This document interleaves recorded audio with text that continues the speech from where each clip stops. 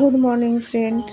সকালবেলায় ঘুম থেকে উঠেই ছাতুর শরবত খেয়ে এই যে স্নান টান করে নিলাম। স্নান টান করে একদম পুজো দিয়ে দেব,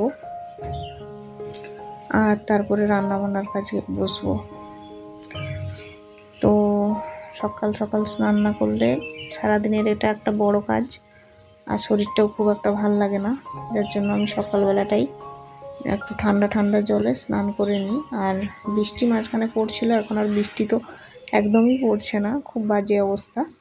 তো ভাবলাম যাই হোক, এই গরমে একটু তাড়াতাড়ি স্নানটা করে নিলে ঠান্ডা জলে শরীরটা ঠান্ডা থাকবে।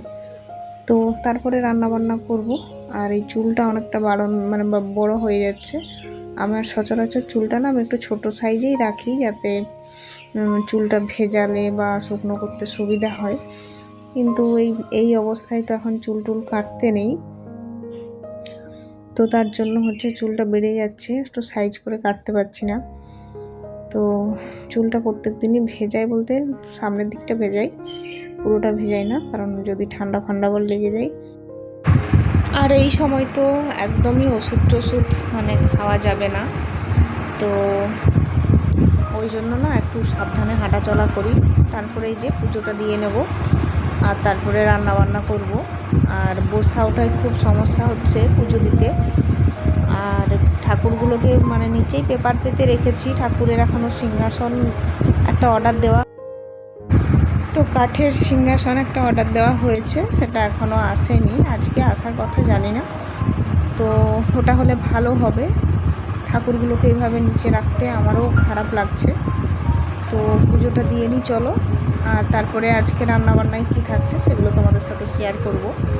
এই অবস্থায় খুব ভালো ভিডিও বা অনেক বড় ভিডিও করতে পারি না, সারাদিন শুয়ে বসে একটু কেটে যায়, কারণ আমার যা শারীরিক অবস্থা দেখে তো বুঝতেই পারছো।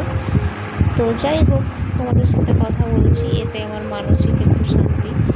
শরীরটা আগের থেকে একটু ভালো হয়েছে, খারাপ পরিস্থিতিতে পড়ে গেছিলাম, কি বলবো, কোনো কিছু খেতে ইচ্ছে করতো না, দুর্বল লাগতো খুব।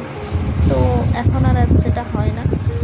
তো যাই হোক, তবে হিমোগ্লোবিন লেভেলটা কম হওয়ার জন্য অনেকটা শরীরটা অতটাও ফিট লাগে না।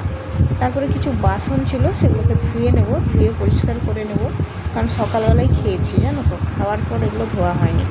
তো এরপর ধুয়ে রান্নাবান্নার কাজে আসবো।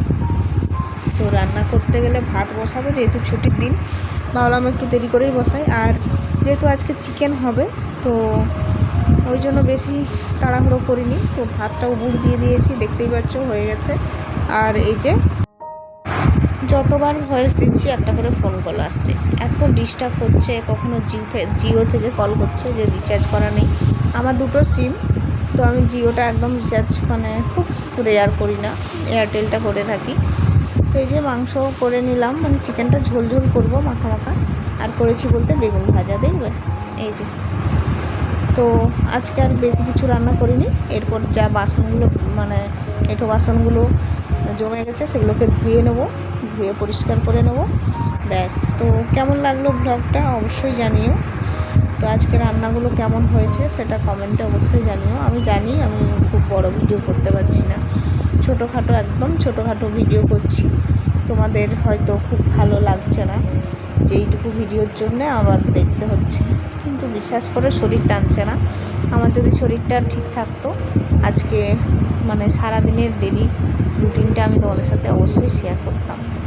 তো কেমন লাগলো অবশ্যই কমেন্টে জানিও, আর আমার একটু পাশে থেকো, কারণ সব সময় তো সবার একই রকম সিচুয়েশান থাকে না, বলো।